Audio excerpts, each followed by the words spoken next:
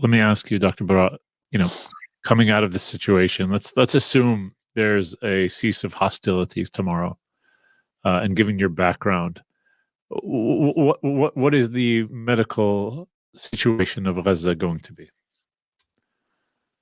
So we have, according to rough estimation, we have 35,000 martyrs.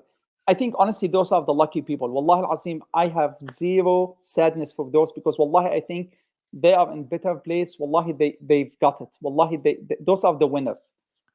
My heart goes for the estimated 100,000, 110,000 injured people. Mm. And I already told you the story about the maggots and worms growing out of their bodies. So I think the focus should be on those people, on those 100,000 people. A, to make sure they don't have any more complications. B, to make sure they have enough rehab to go back to being functional life. Again, most of those people are fairly otherwise healthy, functional human beings. If we don't give them some meaningful rehab, they will literally swear to be nothing. They will literally lose hope or lose any meaningful life, even though they are still at the beginning of life. So I think those are the focus. Make sure they don't have any complications. Make sure they have enough rehab for the remaining, at least for the next few months. Now, with that being said, most of the hospitals, most of the rehab centers have been completely destroyed. I was told, I haven't visited before, there was a state-of-art prosthesis center in Gaza City, where they did really, really high-end prosthetic for anyone who is an amputee. Somehow the IDF thought that was a military target, and that was demolished from early on.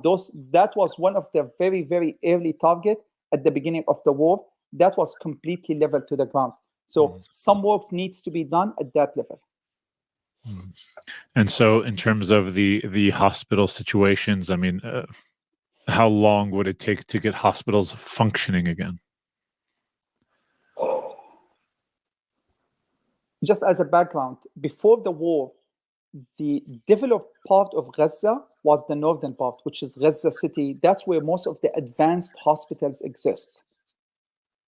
The southern part of Gaza, which is Rafah and Khan Yunis, that was the so-called the underdeveloped part of Gaza.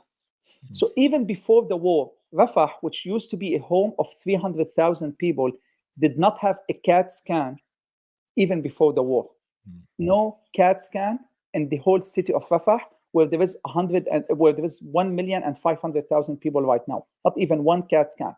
There is one CAT scan in Khan Yunis and one in Deir al-Balah, but there is nothing in Rafah. About one in Deir al-Balah and one in Khan Yunis.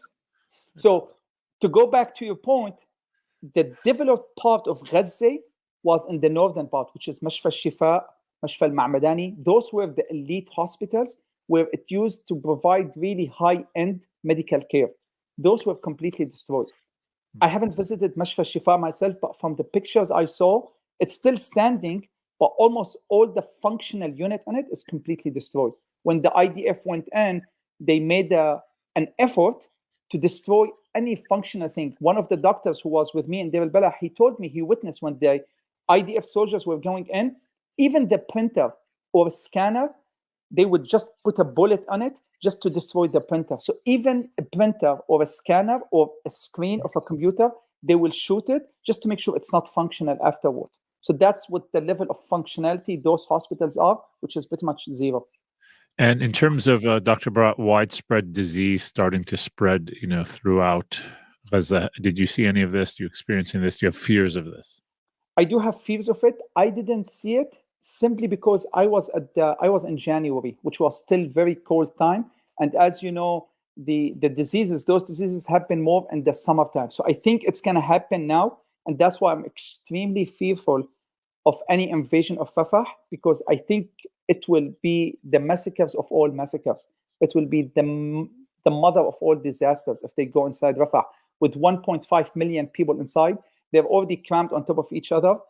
If they force them to mobilize with the sub-hygienic situation, I really, really worry about all those diseases starting now. But I didn't witness it myself simply because I was in January, which is the winter time.